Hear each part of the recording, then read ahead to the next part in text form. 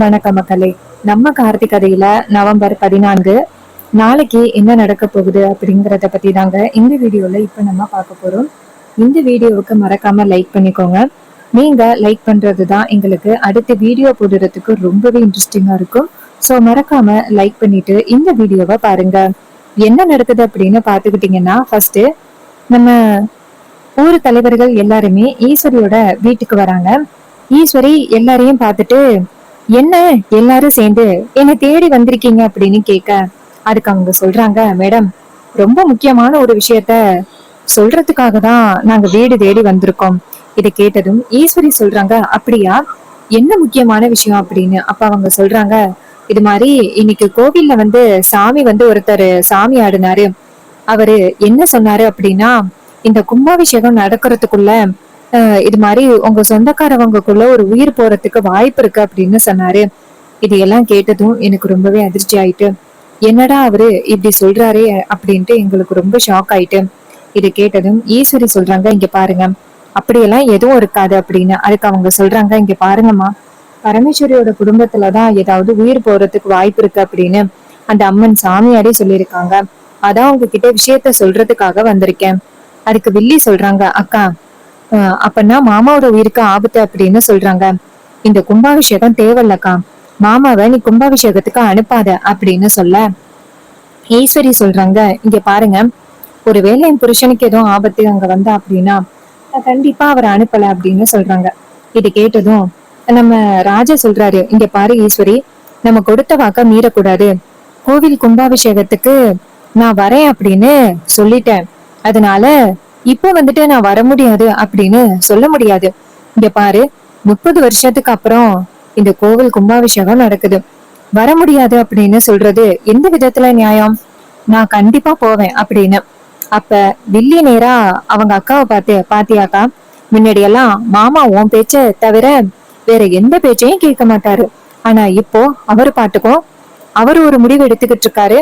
அக்கா, இப்ப எல்லாம் உன் பேச்சுக்கு கொஞ்சம் கூட மரியாதையே இல்லாம போயிட்டு. இதை கேட்டதும் ஈஸ்வரி நேரா ராஜா பார்த்து, இங்க பாருங்க, நீங்க கோவில் கும்பாபிஷேகத்துக்கு போறதுனால உங்க உயிருக்கு ஆபத்து அப்படின்னு சொல்றாங்க. அப்படி இருந்தும் கும்பாபிஷேகத்துக்கு போறேன் அப்படின்னு சொல்றீங்க, எந்த விதத்துல நியாயம் அப்படின்னு தெரிஞ்சுக்கலாமா? அதுக்கு நான் ராஜா சொல்றாரு, இங்க பாரு, 30 வருஷத்துக்கு அப்புறம் கும்பாபிஷேகம் நடக்க போகுது. சோ கண்டிப்பா என்னால அந்த கும்பாபிஷேகத்துக்கு போகாம இருக்க முடியாது. தயவு செஞ்சு நீ இதுல தடை போடாத அப்படின்னு. அப்ப ஊர் தலைவர்கள் சொல்றாங்க, இங்க பாருங்கம்மா, உங்களோட முடிவுதான் இனிமே எங்களோட முடிவும். கும்பாபிஷேகத்தை நடத்துறேன்னு சொல்றான், நடத்துறோம், இல்லேண்டா வேண்டாம். அப்ப ராஜா சொல்றாரு, அத்தை, கோவில் கும்பாபிஷேகம் 30 வருஷத்துக்கு அப்புறம் நடக்குது. இந்த கும்பாபிஷேகம் நம்மளால தடைபட வேணாம். அப்படி தடைபட்டுச்சு அப்படின்னா ஊர் தலைவரா இருந்துகிட்டு இந்த கோவில் கும்பாபிஷேகத்தை கூட சிறப்பா நடத்த முடியல அப்படின்னு சொல்லி உங்களை எல்லாரும் பேசுவாங்க. சோ இந்த கோவில் கும்பாபிஷேகம் நல்லபடியா நடக்கட்டும். மாமாவுக்கு எந்த வகையிலயும் ஆபத்து வராம நான் பாத்துக்கிறேன். இதை கேட்டதும் ஈஸ்வரி சொல்றாங்க, அப்படியா மாப்பிள்ள, உங்களால ஸ்ட்ராங்கா சொல்ல முடியுமா? அதுக்கு ஹீரோ சொல்றாரு, ஆமாத்த, என்னால கண்டிப்பா ஸ்ட்ராங்கா சொல்ல முடியும். நான் பத்திரமா பாத்துக்கிறேன் மாமாவை அப்படின்னு. இதை கேட்டதும் ஈஸ்வரி சொல்றாங்க, சரிங்க மாப்பிள்ள, நீங்க பாத்துக்கிறேன் அப்படின்னு சொன்னா நான் கண்டிப்பா சரின்னு சொல்றேன். கோவில் கும்பாபிஷேகம் நடக்கட்டும் அப்படின்னு. இதையெல்லாம் பார்த்ததும் வில்லி நினைக்கிறாங்க, கோவில் கும்பாபிஷேகத்தை நிறுத்தினாலே எனக்கு பெனிஃபிட் தான், கோவில் கும்பாபிஷேகம் நடக்கட்டும் அப்படின்ட்டு. இதுவே அந்த மாமாவுக்கு ஏதாவது ஆபத்து வந்தாலும் எனக்கு பெனிஃபிட் தான் அப்படின்னு ரொம்பவே சந்தோஷமா வில்லி நினைக்கிறாங்க. என்ன நடந்தாலும் நமக்கு பெனிஃபிட் தான் அப்படின்னு அந்த வில்லி நினைக்கிறாங்க. அப்புறமா எல்லாரும் அந்த இடத்துல இருந்து போனதோட ஈஸ்வரி நேரா ஹீரோவை பார்த்து, மாப்பிள்ள, உங்களை நம்பிதான் நான் இவரை கோவில் கும்பாபிஷேகத்துக்கு அனுப்ப போறேன். அப்ப ஹீரோ சொல்றாரு, அத்தை, நீங்க கவலைப்பட வேணாம், மாமாவுக்கு எந்தவித ஆபத்தும் இல்லாம கோவில் கும்பாபிஷேகத்துக்கு போயிட்டு பத்திரமா கூட்டிட்டு வர வேண்டியது என்னோட பொறுப்பு அப்படின்னு. இதை கேட்டதும் ஈஸ்வரியும் சரி அப்படின்னு சொல்றாங்க. எல்லாரும் அந்த இடத்த விட்டு போனதோட வில்லி நேரா அவங்க அக்காவை பார்த்து, அக்கா, நீ உன் மாப்பிள்ளை மேல ரொம்பவே அதிகப்படியான நம்பிக்கையோட இருக்கிறேன்னு தோணுது. ஏன்னா கோவில் கும்பாபிஷேகத்துக்கு போனா மாமாவுக்கு ஆபத்து அப்படின்னு சொல்றாங்க. அப்படி இருந்தோம் அவரை கோவில் கும்பாபிஷேகத்துக்கு அனுப்புறேன்னு சொல்றியே, அது எந்த விதத்துல நியாயம்? மாமாவுக்கு ஏதாவது ஆபத்து வந்துச்சு அப்படின்னா அது கண்டிப்பா நம்ம எல்லாரையுமே ரொம்ப பாதிக்கும். இங்க பாரு, எனக்கு என்னமோ அவருக்கு ஏதோ ஆபத்து வரும் அப்படின்னு தோணுது. தயவு செஞ்சு உன் முடிவை மாத்திக்கக்கா. ஈஸ்வரி சொல்றாங்க, இங்க பாரு சந்திரா, இப்ப நான் அவரை அனுப்பலன்னு வச்சுக்கேன், அதுவே இந்த ஊர் மக்கள் எல்லாருமே ஒரு பிரச்சனையா கொண்டுட்டு வருவாங்க. ஏற்கனவே சிலைய காணும் அப்படின்னு சொல்லிட்டு என் மேல பழி போட்டாங்க. இப்ப கோவில் கும்பாபிஷேகத்துக்கு இவரை அனுப்ப முடியாது அப்படின்னு சொன்னா எல்லாரும் சேர்ந்து என் மேலதான் பழி போடுவாங்க. நான் தான் தேவையில்லாம இந்த கும்பாபிஷேகத்தை நிறுத்துறதுக்காக இப்படி பண்ணிக்கிட்டு இருக்கேன் அப்படின்னு சொல்லுவாங்க. ஸோ இந்த பேச்செல்லாம் எனக்கு தேவையே இல்லை. அதுக்காக நான் இந்த முடிவை எடுத்துதான் சந்திர ஆகணும். ஸோ தயவு செஞ்சு கொஞ்சம் பொறுமையா இரு. இதை கேட்டதும் வில்லி நினைக்கிறாங்க, அடியே அக்காக்காரி, நீ என்ன முடிவெடுத்தாலும் அதுக்கு எனக்கு நல்லதுதான். எப்படியா இருந்தாலும் மாமா மேல போக போறது உறுதி. இதை வச்சே இந்த 2 குடும்பமும் ஒண்ணு சேர விடாம தடுத்துறேன் அப்படின்னு வில்லி ரொம்ப சந்தோஷத்தோட இருக்காங்க. அப்புறமா ஈஸ்வரி நேரா ரூமுக்கு போனதோட வில்லி நேரா ஃபோன் எடுத்துட்டு மாடிக்கு போறாங்க. அங்க போயிட்டு நேரா அவங்க அத்தைக்கு ஃபோன் பண்றாங்க. அவங்க அத்தை ஃபோன் பண்ணி, சொல்லு சந்திரா, அங்க என்ன நடந்துச்சு? அதுக்கு வில்லி சொல்றாங்க, அத்தை, கோவில் கும்பாபிஷேகத்துக்கு மாமாவை அனுப்புறதா அக்கா ஒத்துக்கிட்டா. இதுக்கப்புறம் நம்மளோட பிளானை எக்ஸிக்யூட் பண்ண வேண்டியதுதான். இதை கேட்டதும் அந்த வில்லி சொல்றாங்க, சூப்பர் சந்திரா, எங்க அந்த சாமுண்டீஸ்வரியை அனுப்பாம இருந்துருவாளோன்னு நினைச்சேன். அனுப்பாம இருந்தாலும் நல்லதுதான்.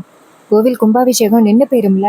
ஊர் மக்களுக்கு முன்னாடி உன் பேரை வந்து கும்பாபிஷேகத்தை நடத்துவோம் அப்படின்னு சொன்னியே, எங்க காணும் அப்படின்னு கேட்டும் அவமானப்படுத்தலாம்.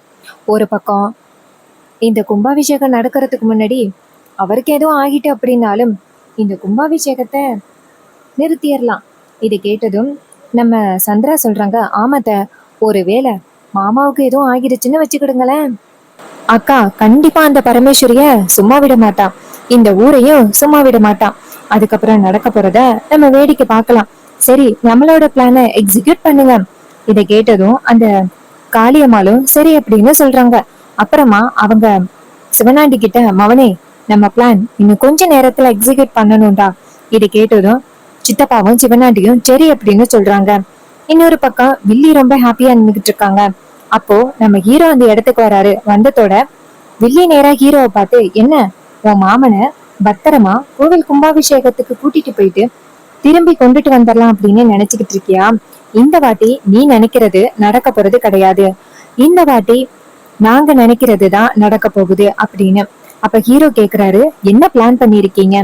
ஈஸ்வரி சொல்றாங்க, அந்த பிளான நான் இப்போதைக்கு உன்கிட்ட சொல்ல முடியாது. சொன்னா நீ கண்டுபிடிச்சிருவியல்ல எங்க பிளான் என்ன அப்படின்னு. இன்னும் கொஞ்ச நேரத்துல உனக்கு தெரிய வரும் அப்படின்னு சொல்லிட்டு வில்லி அந்த இடத்துல இருந்து போறாங்க. அப்ப ஹீரோ நினைக்கிறாரு, கண்டிப்பா ஏதோ பிளான் பண்ணிட்டாங்க, இதனால மாமாவுக்கு ஏதோ ஆபத்து இருக்கு அப்படிங்கறது வெளிச்சமா தெரிஞ்சு போச்சு. கண்டிப்பா எப்படியாவது மாமாவை காப்பாத்தணும் அப்படின்னு நினைக்கிறாங்க. மயிலு அந்த இடத்துக்கு வராரு. மயிலு வந்ததோட நேரா ஹீரோவை பார்த்து, என்னாச்சு மாப்பிள்ள, ஏதோ குழப்பத்துல இருக்கிற மாதிரி தெரியுது, என்ன குழப்பம்னு சொல்லுங்க அப்படின்னு. அப்ப ஹீரோ சொல்றாரு, இந்த சந்திரா சின்ன மாமியார் இருக்காங்கல்ல, கொஞ்ச நேரத்துக்கு முன்னாடி என்கிட்ட என்ன சொல்லிட்டு போனாங்க தெரியுமா?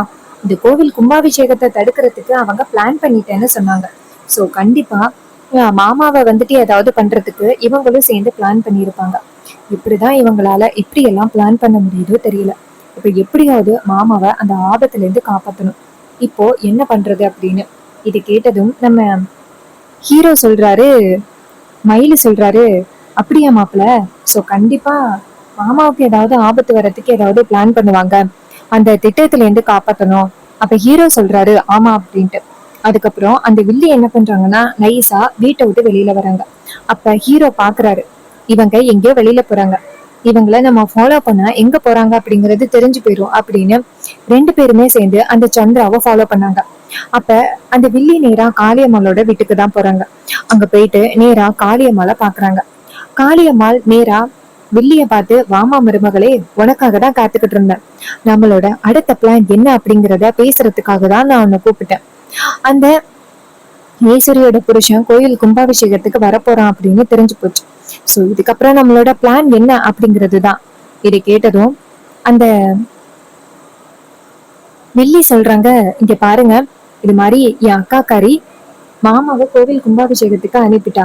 சோ அந்த கும்பாபிஷேகத்துக்கு முன்னாடியே மாமாவை காலி பண்ணணும். அதுக்கு நம்ம ஊருக்குள்ள இருந்து ஆளை இறக்க கூடாது, வெளியூர்ல இருந்து ஆளை இறக்கணும். ஏன்னா எல்லாருமே இப்ப அந்த டிரைவர் பயலை பார்த்தா ரொம்பவே பயப்படுறாங்க. சோ கண்டிப்பா யாரும் அந்த டிரைவர் பயலை எதிர்த்து எதுவும் பண்ண மாட்டாங்க. சோ புதுசா உள்ள ஆளைதான் எனக்கணும் இறக்கணும். இதை கேட்டதும் காளியம்மாள் சொல்றாங்க, ஆமா மருமவளே, நீ சொல்றது சரிதான் அப்படின்னு. சோ இவங்க எல்லாரும் பிளான் பண்ணிக்கிட்டு இருக்கிறத நம்ம ஹீரோவும் மயிலும் சேர்ந்து ஜன்னல் வழியா பாக்குறாங்க. பார்த்ததோட நம்ம மயிலு சொல்றாரு, சகல இவங்க இப்படிப்பட்ட ஒரு ஆளை இருப்பாங்க அப்படின்னு நான் எதிர்பார்க்கவே இல்லை. எப்படி எல்லாம் பிளான் பண்றாங்க பாத்தீங்களா, இத உடனே அத்தை கிட்ட சொல்லணும் அப்படின்னு. ஹீரோ சொல்றாரு, இப்பவே நம்ம வீடியோ எடுப்போம் அப்படின்னு. 2 பேரும் சேர்ந்து வீடியோவை எடுக்கிறாங்க. வீடியோ எடுத்ததோட ஹீரோ வெளியில வர்றாரு. மயிலி நேரா ஹீரோ கிட்ட, சகல இந்த வீடியோவை கொண்டு போய் இப்பவே அத்தை கிட்ட காமிச்சு இவங்களுக்கு ஒரு முடிவு கட்டணும். இதை கேட்டதும் ஹீரோ சொல்றாரு, ஆமா அப்படின்ட்டு. இன்னொரு பக்கம் வில்லி நேரா அவங்க அத்தை கிட்ட, அத்தை இந்த பிளான் எல்லாமே சரியா வரணும் அப்படின்னு. அதுக்கு அவங்க சொல்றாங்க, கண்டிப்பா சரியா வரும் அப்படின்னு சொல்லிட்டு பேசிக்கிட்டு இருக்காங்க. அப்போ காளியம்மாள் சொல்றாங்க, இங்க பாரு, இந்த வாட்டி நம்மளோட பிளான் எந்த வகையிலயும் மிஸ் ஆக கூடாது அப்படின்னு ரொம்ப பெரிய மாஸ்டர் பிளான் பண்ணிக்கிட்டு இருக்காங்க. ஹீரோ என்ன பண்றாருன்னா, அந்த வீடியோ எடுத்ததும் மயிலு கிட்ட இதை கொண்டு போய் அத்தை கிட்ட உடனே காமிக்கணும் அப்படின்னு நேரா வீட்டுக்கு வராங்க. வீட்டுக்கு வந்ததோட ஈஸ்வரிய பாக்குறாங்க. அத்தை, உங்ககிட்ட ரொம்ப முக்கியமான விஷயத்த சொல்லணும். ஈஸ்வரி கேக்குறாங்க, சொல்லுங்க மாப்ள, என்ன முக்கியமான விஷயம்? ஹீரோ சொல்றாரு, அத்தை, இந்த கோவில் கும்பாபிஷேகத்தை தடுக்கிறதுக்கு ஒரு கும்பல் முயற்சி பண்ணிக்கிட்டு இருக்கு அப்படிங்கறத பத்தி நான் உங்ககிட்ட சொன்னேனே, ஞாபகம் இருக்கா? ஈஸ்வரி சொல்றாங்க, ஆமா மாப்ள, இந்த கும்பாபிஷேகத்தை தடுக்கிறதுக்கு ஒரு கும்பல் முயற்சி பண்ணிக்கிட்டு இருக்கு அப்படின்னு நீங்க என்கிட்ட சொன்னீங்க. ஆனா யாரு அப்படிங்கறத என்கிட்ட என்ன சொல்லலையே மாப்ள. அப்ப ஹீரோ சொல்றாரு, அத்தை, இப்பதான் அந்த கும்பல் யாரு அப்படிங்கறத கண்டுபிடிச்சேன். ஈஸ்வரி சொல்றாங்க, அப்படியா மாப்ள? அப்ப ஹீரோ சொல்றாரு, அதோட மாமாவுக்கு ஆபத்து கொடுக்கணும் அப்படிங்கிற நினைச்ச கும்பலையும் நான் கண்டுபிடிச்சிட்டேன். இது கேட்டதும் ஈஸ்வரி சொல்றாங்க, அப்படியா மாப்ள, இப்பவே சொல்லுங்க, அதுக்கு யாரு காரணம் அப்படின்னு நான் பாத்துக்கிறேன். அப்ப ஹீரோ சொல்றாரு, அத்தை, அதுக்கான வீடியோ என் கையில இருக்கு அப்படின்னு. அப்ப அந்த இடத்துக்கு யாரு வராங்கன்னா, அந்த வில்லி வராங்க. வில்லி வந்துட்டு நடக்கிறத பார்த்துட்டு என்ன நடக்குதுங்க அப்படின்னு கேக்குறாங்க. அப்ப ஈஸ்வரி சொல்றாங்க, வாமா, இந்த கோவில் கும்பாபிஷேகத்தை தடுக்கிறதுக்காக யாரோ ட்ரை பண்ணிக்கிட்டு இருக்காங்க அப்படின்னு மாப்பிள்ள சொன்னாருல்ல, அது யாரு அப்படிங்கிறத மாப்பிள்ள கண்டுபிடிச்சிட்டாராம். அதை என்கிட்ட வீடியோ ஆதாரத்தோட காமிக்கிறேன் அப்படின்னு சொன்னாரு. இது கேட்டதும் வில்லி ஷாக் ஆகுறாங்க. அக்கா, இதெல்லாம் நம்புற மாதிரியா இருக்கு, இங்க பாருக்கா, உன் மாப்பிள்ள தேவையில்லாம திசை திருப்ப பாக்குறான். அப்ப ஹீரோ சொல்றாரு, இங்க பாருங்க, இப்ப செய்திய பேசி திசை திருப்ப பாக்குறது யாரு, நானா நீங்களா?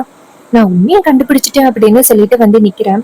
ஆனா அதை காமிக்க கூடாது அப்படின்னு நீங்க நினைக்கிறீங்க, எந்த விதத்துல நியாயம் அப்படின்னு சொல்லிட்டு அந்த வீடியோவை காமிக்கிறாங்க. அப்போ அந்த வீடியோல அந்த வில்லி அப்புறம் இவங்க அந்த வில்லன்கள் 2 பேரு எல்லாருமே வீட்டுக்குள்ள நின்னு பேசிக்கிட்டு இருக்கிறது அப்படியே ரெக்கார்ட் ஆயிருக்கு. இது எல்லாம் பார்த்ததும் ஈஸ்வரிக்கு பேரதிர்ச்சி. அப்ப ஹீரோ நேரா அவங்க அத்தை கிட்ட, அத்தை, இவங்க 4 பேரும் சேர்ந்துதான் கோவில் கும்பாபிஷேகத்தை நிறுத்தணும் அப்படின்னு பிளான் பண்ணிக்கிட்டு இருக்காங்க. இதுல மாஸ்டர் பிளான் யார் தெரியுமா? அந்த காளியம்மாள். அவங்கதான் எப்படி ஒரு பிளான் பண்ணிக்கிட்டு இருக்காங்க. இது கேட்டதும் ஈஸ்வரிக்கு ரொம்பவே அதிர்ச்சி. கோவில் கும்பாபிஷேகத்தை நிறுத்துறதுக்கு யாரோ பிளான் பண்றாங்க அப்படின்னு கேள்விப்பட்டேன். ஆனா என் தங்கச்சியா இருப்பா அப்படின்னு நான் எதிர்பார்க்கவே இல்லை. என் தங்கச்சி எனக்கு இப்படி ஒரு துரோகத்தை பண்ண போறா அப்படிங்கறது என்னால கொஞ்சம் கூட நம்பவே முடியல. இது கேட்டதும் ஈஸ்வரி சொல்றாங்க, இங்க பாரு, இதுக்கப்புறம் நீ இந்த வீட்டுல இருக்கிறதுக்கு கொஞ்சம் கூட அருகதையே இல்லை. அதுவும் என் புருஷனுக்கு ஆபத்து கொடுக்கணும் அப்படிங்கிற ஒரு யோசனையில இருக்க. அவருக்கே நீ ஆபத்து கொடுக்கணும் அப்படின்னு நினைக்கிறியே, நாளை பின்ன என் பொண்ணுகளுக்கும் ஏதாவது ஆபத்து வந்துச்சுன்னா யாரு பதில் சொல்றது? இதுக்கு மேல இந்த வீட்டுல இருக்கிறதுக்கு கொஞ்சம் கூட தகுதி இல்லை. நீ இந்த வீட்டை விட்டு போயிரு, அதுதான் உனக்கு நல்லது அப்படின்னு சொல்லிட்டு ஈஸ்வரி பயங்கர கோத்தோட பேசுறாங்க. ஈஸ்வரி அப்படி பேசுறத பார்த்துட்டு சந்திரா ரொம்பவே அதிர்ச்சி ஆகுறாங்க. என்னடா அது, அக்கா காரிக்கிட்ட இப்படி போட்டு கொடுத்துட்டானே, நம்ம எப்படிப்பட்டவங்க அப்படிங்கறத நிரூபிச்சுட்டானே, இதுக்கப்புறம் இந்த வீட்டுல இருந்தா நம்மளுக்கு எந்த வித மரியாதையும் கிடைக்காதே அப்படின்ட்டு அந்த வில்லிக்கு ரொம்பவே அதிர்ச்சியா இருக்கு. சோ இந்த கதை உங்களுக்கு பிடிச்சிருக்கா? இந்த கதை பிடிச்சிருந்துச்சுன்னா மறக்காம இந்த வீடியோக்கு லைக் பண்ணிக்கோங்க. நம்ம சேனலை சப்ஸ்கிரைப் பண்ணிட்டு பக்கத்துல உள்ள பெல் ஐகானையும் கிளிக் பண்ணி ஆல்னு செட் பண்ணிக்கோங்க.